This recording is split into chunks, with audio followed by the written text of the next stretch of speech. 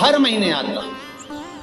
जब आपके हृदय में कभी कोई बात आ जाए कि बाबा आज मेरा मन ये कह रहा है और आपको सुनना है बाबा, आपको स्वीकारना है बाबा, आपको मेरे मन की बात जानना है बाबा, बस हाथ में चंदन लगाया, बेलपत्री का भाग इस तरह से पकड़कर शिव जी से अपने हृदय की बात कहकर, मेरे देवाधिदेव महादेव से दिल से कहकर, अशोक सुंदरी वाली जो जगह होती है, आपको बताया है अशोक सुंदरी का जो स्थान होता है, ये शिवलिंग या अशोक सुंदरी की जगह, इस बेलपत्र को अशोक सुंदरी वाली जगह पर, जहाँ शिवलिंग है, शिवलिंग की साइड पर पहले नंबर की पत्ती का मुख होना चाहिए, बस उसको रख दीजिए और उस पर थोड़ी देर हाथ रखकर अपने हृदय की बात मेरे महादेव को दिल से कहकर आ जाइए। अगली सोमवार की अष्टमी या अगला प्रदोष या अगली शिवरात्रि जब आती है, मेरा महादेव आपकी मनोकामना का भाव पूर्ण करता है। ये शिव तत्व है। एक बात अपने जीवन में उतार कर रखिएगा, सोमवार की अष्टमी, शिवरात्रि या सोमवार, प्रदोष, बन सके तुम्हारे पास में शिवालय हो या बेलपत्री का वृक्ष हो, वहां दीप दान अवश्य करना चाहिए। अब एक बात का स्मरण आपको रहे थोड़ा सा, अगर किसी कामना के वश अगर हम दीप लगा रहे हैं या हमारे मन में कोई भाव उत्पन्न है और हम बाबा से कहना चाहते हैं कि बाबा मेरा ये कार्य है आप पूर्ण करिएगा, तो फिर शिव मंदिर में भी लंबी बाती का दीप आप प्रदोष या सोमवार की अष्टमी या सोमवार या आप शिवरात्रि को बाबा से निवेदन कर कर लगा सकते। हाँ, विशेष जब कोई एक बहुत बड़ी बात हो और आपके कार्य में कहीं अटकल हो रही हो, तो एक ही दीप में दो बाती, शिव और शक्ति, लंबी बाती बनाई, शिव और शक्ति के नाम से दो बाती एक साथ एक दीप में भी लगा सकते। पर कब? जब विशेष कोई आपका कार्य हो और वो अटक रहा हो, विशेष कोई कार्य, और आप बाबा से प्रार्थना कर रहे हो, तो दो बाती का भी प्रयोग आप कर सकते हो। ऐसे शिव तत्व। शंकर भगवान को धतूरा कब चढ़ाना चाहिए उसका विशेष ध्यान रखें। जैसे शिवरात्रि है, प्रदोष है, या सोमवार है, या कोई विशेष आपका उत्सव है, तो आप शिव जी को धतूरा चढ़ा सकते। या विशेष कोई बीमारी ऐसी लग गई है या विशेष कोई तकलीफ ऐसी हो गई है जिसका निवारण नहीं हो रहा, तो आप धतूरा चढ़ा सकते। धतूरा चढ़ाने का भी एक क्रम है। हल्दी में भिगोकर धतूरा चढ़ाया जाता है लक्ष्मी के लिए। चंदन में भिगोकर धतूरा चढ़ाया जाता है आयु की वृद्धि के लिए। अबीर एक सफेद कलर का बॉर्डर होता है, अबीर गुलाल जो होती है, गुलाल में अबीर डलता है, चमकदार, आपने देखा होगा अबीर। तो अबीर में धतूरा जो डुबो कर चढ़ाया जाता है, अबीर को लगाकर चढ़ाया जाता है, वो रोग मुक्ति का काय के लिए होता है, वो रोग मुक्ति, रोग की मुक्ति। धतूरे का भी एक स्मरण होता है महाराज। बहुत भारी रोग है, बीमारी लग गई है, डॉक्टर अपना काम कर रहे हैं, घर का व्यक्ति बहुत बीमार हालत में पड़ा हुआ है, तो बेलपत्री के वृक्ष के नीचे भी शिवलिंग का निर्माण कर कर एक धतूरा समर्पित करा जाता है, जिससे रोग से मुक्ति होती है। उसमें ना तो हल्दी लगाई जाती है, ना चंदन लगाया जाता है, ना अबीर लगाया जाता है, केवल धतूरा चढ़ाया जाता है। जिसके जीवन में हमेशा कांटे ही मिले हैं, बेटी बड़ी हुई तो घर में मायके में दुख देखा, और मायके से गई ससुराल में तो ससुराल में दुख देखा, ससुराल में भी दुख देखने के बाद में भी पति को बहुत कुछ काम खुलवाया, बहुत धंधे खुलवाए, नौकरी लगवाई, पर वो पति बार बार छोड़ कर आ गया, बार बार तकलीफ भोग रहा है, बार बार कष्ट भोग रहा है। फिर थोड़े दिन काम करता है, थोड़े दिन छूट जाता है, फिर व्यापार में बढ़ता है, फिर छूट जाता है, फिर कोई दुकान खुल गई, थोड़े दिन अच्छी चली, फिर वापस वहीं घर पर आकर बैठ गया। अर्थात उसके जीवन में वो शूलता चल रही है।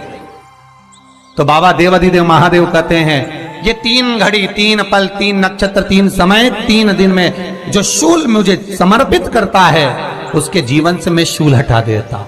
वो 3 दिन लिखे स्कंद पुराण में।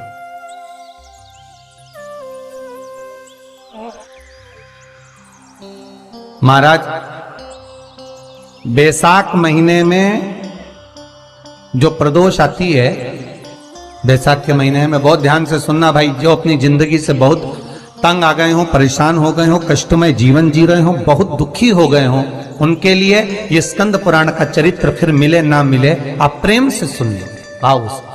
पहला, बैसाख महीने की प्रदोष, चाहे वो शनिचरी प्रदोष हो, चाहे रविवार की हो, सोमवार की हो, मंगल की हो, बुधवार की हो, गुरुवार की हो, शुक्रवार की हो, शनिवार की हो, कोई भी वार की हो, पर बैसाख महीने की प्रदोष, प्रदोष काल में शाम का समय सूर्य डूब रहा हो, बस डूबा ही हो, और उस समय पर सूर्य के डूबन के तुरंत बाद बाबा को धतूरे के साथ में बेलपत्री ना चढ़ाते हुए बेलपत्री के वृक्ष के 7 कांटे बाबा के शिवलिंग पर समर्पित करे जाते हैं महाराज, अपनी जिंदगी में अड़चनों को हटाने के लिए। फिर आप जिस व्यापार में उतरे, जिस व्यवसाय में उतरे, जिस नौकरी में उतरे, आप दिल से करें, आपको तरक्की मिलेगी। आप हार नहीं सकते, नीचे नहीं आ सकते, उन्नति पर ही चढ़ेंगे। एक वैशाख मास की प्रदोष, दूसरा शिवरात्रि के दिन मध्याह्न का समय। महाराज जो बड़ी शिवरात्रि होती है माघ की, बड़ी शिवरात्रि के अंतर्गत मध्याह्न का समय, दोपहर के ठीक 12 बजे, चाहे फिर वो कोई भी दिन हो महाराज, शिवरात्रि जिस दिन पड़ रही हो,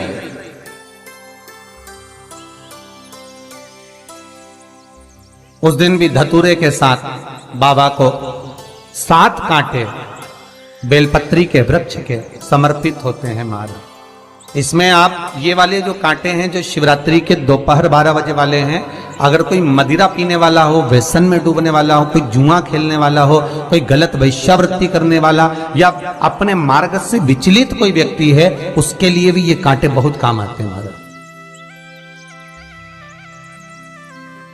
दूसरा, पार्वती तेरे द्वारा तेरे नयन अश्रु से जो प्रगटा हुआ बेल का वृक्ष है, द्वितीय शूल मैं वहां धारण करता, तृतीय शूल, तीसरा शूल जो वर्णन करा गया महाराज, भगवान श्रावण के महीने में जो भी दूसरा सोमवार पड़े, जो भी पड़े, श्रावण के महीने का जो दूसरा सोमवार होता है, उस दूसरे सोमवार में रात्रि के समय पर, अर्थात शास्त्र अब घड़ी और पल का स्मरण करेंगे तो रात्रि के बजेंगे 10 से 12 बजे महाराज, 10 से 12 के बीच में धतूरे के साथ बाबा को शूल समर्पित होता है महाराज। ये भी हमारी बाधाओं को, हमारी तकलीफों को, व्यापार व्यवसाय के लिए, नौकरी सर्विस के लिए, बहुत सारे एग्जाम में आप बैठ लिए, गवर्नमेंट एग्जाम के लिए बैठ लिए, नहीं हो रहा, ये 3 बार मेरे शंकर को बेलपत्री के वृक्ष के शूल समर्पित होते हैं, उसका आनंद पाना और उससे अपने को सुख प्राप्त करना।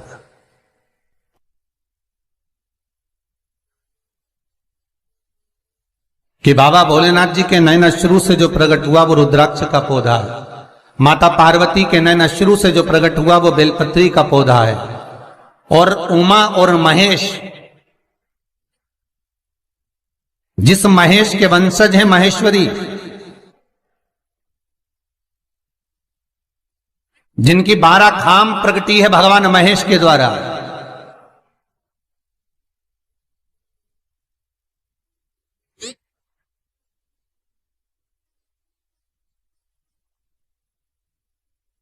वो महेश और उमा, उमा और महेश का जो चरित्र है कि उमा और महेश का जब प्रागट्य हुआ, उमा और महेश जब दोनों आनंद में विभोर होकर जब चलते हैं और दोनों के बैठने से तप मुद्रा से जो पौधा उत्पन्न होता है वो शमी का पौधा है।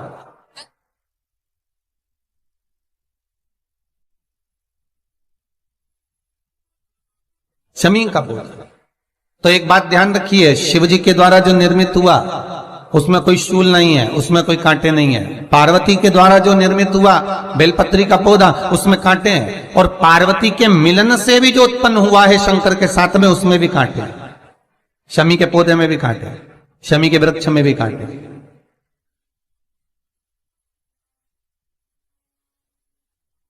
तो पार्वती जी स्कंद पुराण में एक प्रश्न कर रही हैं भोलेनाथ जी से कि प्रभु मुझे ये बताओ कि आपके द्वारा जो निर्मित हुआ उसमें शूलता नहीं है, पर मेरे द्वारा जो निर्मित हुआ उसमें शूल क्यों आया है, उसमें कांटा क्यों आया है? थोड़ा सा माताओं, मेरी जीजियों, आपको थोड़ा बुरा तो लगेगा इस प्रसंग को सुनकर, पर लग जाए, पर आज कथा निकली है तो सुन लो है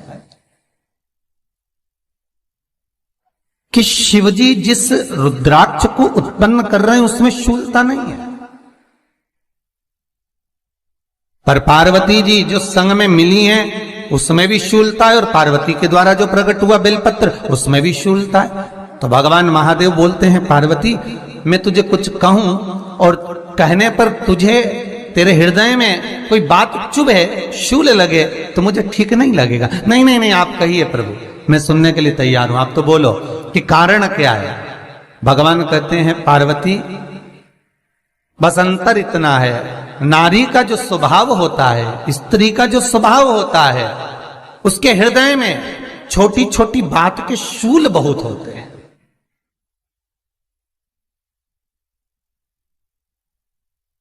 जेठानी ने ये कह दिया, देवरानी ने ये कह दिया, तुम्हारी मम्मी ये बोल दी, तुम्हारे पापा ने ये कह दिया, तुम्हारी बहनों ने ये कह दिया, तुम्हारे भाई ने ये कह दिया, तुम्हारे रिश्तेदार ने ये बोल दिया। ये नारी के भीतर ये शूलता रहती है। तो पार्वती जी बोली कि जितना तप आपने करा उतना तप मैंने करा, और जितनी साधना आपने करी उतनी साधना मैंने करी, और जितना आराधना दिल से आपने करी उतनी आराधना दिल से मैंने करी, फिर इसमें शूलता कहां से आ गई? भगवान शिव बोले, बस पार्वती बात इतनी सी है कि जब मैं आराधना करने बैठता हूं तो मेरी दृष्टि में सम्मुख में कुछ नहीं होता। जब मैं आराधना करने बैठता हूं तो मेरी दृष्टि में, मेरे सम्मुख में कुछ नहीं होता कि कौन ने क्या करा है, कौन ने क्या बोला है, कौन क्या कर रहा है, उससे मुझे मतलब नहीं होता, उससे मुझे कोई मतलब नहीं। पर पार्वती, जब तू आराधना करने भी बैठती है ना, तो तेरी चित्त वृत्ति में कहीं ना कहीं किसी ना किसी रूप में कोई शूल आ ही जाता है।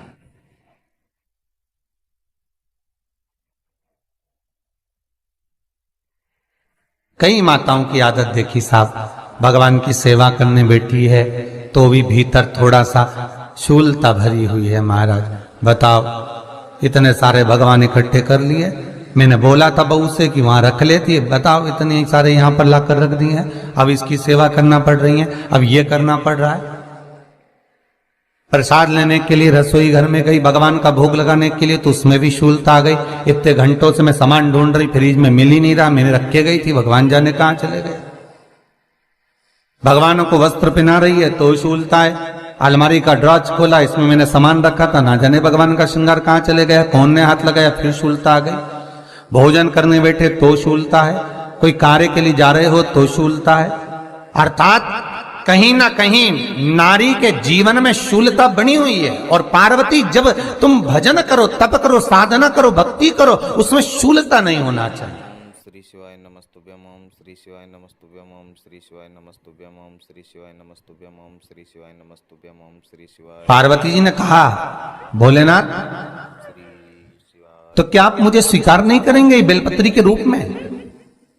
क्या मुझे स्वीकार नहीं करेंगे शमी पत्र के रूप में? पद्म पुराण, स्कंद पुराण, लिंग पुराण, नर्मदा पुराण और शिव महापुराण, ये सारी पुराणे वर्णन करती है। पार्वती जी का खंड आनंद वर्षित कर रहा है, वर्णन कर रहा है। पार्वती खंड वर्णन कर रहा है, सती खंड वर्णन कर रहा है। उमा संहिता वर्णन कर रही है। क्या आप मेरा ये बेलपत्र का स्वरूप आप धारण नहीं करेंगे? इसमें शूलता इसलिए भगवान कहते हैं नहीं नहीं, धारण तो करूंगा। वो केवल शिवरात्रि के दिन करने का होता है। शिवरात्रि का प्रसंग कहता है अपने मन की अभिलाषा रखकर तुम्हें जो चाहिए। प्रकार आप लोगों ने भी पढ़ाई करी होगी, हमने भी करी। ऐसा रहता उसमें नोक रहती है या पेंसिल उसमें भर देते हैं और उससे ऐसा पेज घुमा घुमा के उसको कस देते हैं। वो ऐसा रखते हैं, कॉपी पर ऐसा रखा जाता, फिर उसको ऐसा घुमाते घुमाते कि नहीं घुमाते? अरे बोलो तो, सबने कराए ना ऐसा घुमाए, वो घुमाते एक जैसा गोला बन जाता बिंदु। और जो नोक होती है ना वहाँ चुभी रहती है और वो एक ही जगह पे रहती है और घूमती जाती है। उसी तरह इस मन को, इस दिल को एक में लगा के रखो, बाकी की सब दुनिया में घूम के आ जाओ। दिल एक में लगा कर बैठ गए, चित्त एक में लगा कर बैठ गए तो सृष्टि में कहीं पर भी घूम कर आओगे, परमात्मा उस जगह पर हाजिर मिल जाएगा। पर स्थान मत छोड़ना, जगह चित्त वृत्ति ना छूटी जाए, भगवान का भजन ना छूटे, उसका स्मरण ना छूटे। ये वस्तुएं, ये सामान, ये सामग्री, ये दौलत, ये सत्ता सब जाने वाली। जहां बैठे हो उस मन को वहां लगाना। हम तो यहां तक कहते हैं, यहां तक कहते हैं होटल में जाओ तो दिल होटल में लगा लो। होटल में जाओ तो दिल होटल में लगाओ, खाने में लगाओ। बफेट में जाओ तो बफेट में लगाओ, शादी में जाओ तो थोड़ा रिश्तेदारों में लगाओ, और अगर सत्संग में आओ तो मेरे भोलेनाथ में लगाओ। दिल लगाना ना भूलिएगा। परमात्मा को थोड़ा समय जितना दे रहे हो, 3 घंटा, 2 घंटा, 2.5 घंटा, 1 घंटा, आधा घंटा, जितना हम भगवान को देना, उतनी देर भगवान में चित्त होना चाहिए, उतनी देर भगवान में मन लगाना चाहिए। पर ना जाने दुनिया के लोग कहां चले गए, वह मोबाइल ने सब हटा दिया। हर 15 मिनट में ऐसी याद आए ना, व्हाट्सअप खोल के बैठ जाए। आप इस त्रिपुंड 3 रेखा का दर्शन भगवान विष्णु के मस्तक पर भी कर सकते हैं। आप ये 3 रेखा का दर्शन स्वयं ब्रह्मा के मस्तक पर भी कर सकते हैं। आप ये 3 रेखा का दर्शन स्वयं भगवान कृष्ण के मस्तक पर भी कर सकते हैं, श्री जी बाबा के मस्तक पर भी कर सकते हैं इस त्रिपुंड का दर्शन। बस अंतर इतना है, शिव जो त्रिपुंड लगाए हैं वो आड़ा है। तिरुमाला में जो तिरुपति बाबा का अपन दर्शन करते हैं, जो त्रिपुंड लगाए हैं वो खड़ा है, 2 सफेद बीच में लाल। मेरे श्री जी बाबा ने भी अपने मस्तक पर त्रिपुंड धारण कर रखा। मेरे श्री जी बाबा ने भी अपने